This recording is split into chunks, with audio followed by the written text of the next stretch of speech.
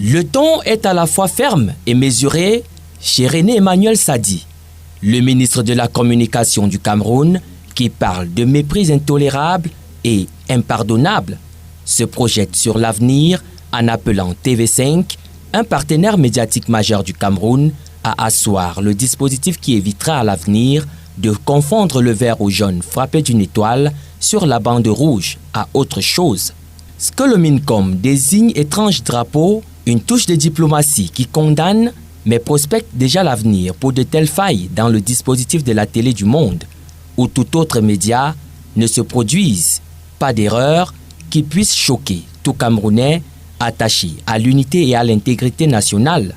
Au même diapason, Denise Epoté, icône de journalisme camerounais, fortement attachée au rayonnement international du Cameroun et grande figure culturelle en Afrique, l'ancienne directrice Afrique et actuelle numéro 2 du groupe TV5 Monde, qui a présenté avec élégance ses regrets à l'ambassadeur du Cameroun en France, a, selon nos indiscrétions, indiqué qu'au-delà de la méprise du collaborateur stagiaire du reste, le dispositif est renforcé pour éviter de telles occurrences. Dans un communiqué rendu public sur toutes ces plateformes corrigées, à l'antenne, la chaîne a fait amende honorable devant une situation qui a créé de l'émotion et de l'indignation. Dans les allées de la direction générale de ce média détenu par 5 pays et instruments solides de la francophonie, on tient à préserver la relation historique et émotionnelle avec le Cameroun depuis plus de 30 ans. Celle-ci, construite autour de l'accompagnement de la culture et le cinéma camerounais, le grand intérêt que la chaîne porte pour le Cameroun,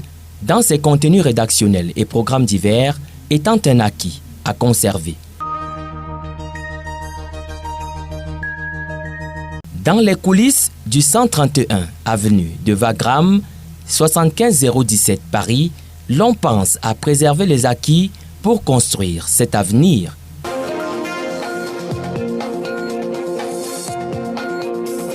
Des faits auxquels tient Manu Sekoumou, ambassadeur du Cameroun en France, qui a remercié les diligences du ministère français de l'Europe et des Affaires étrangères dans cette affaire.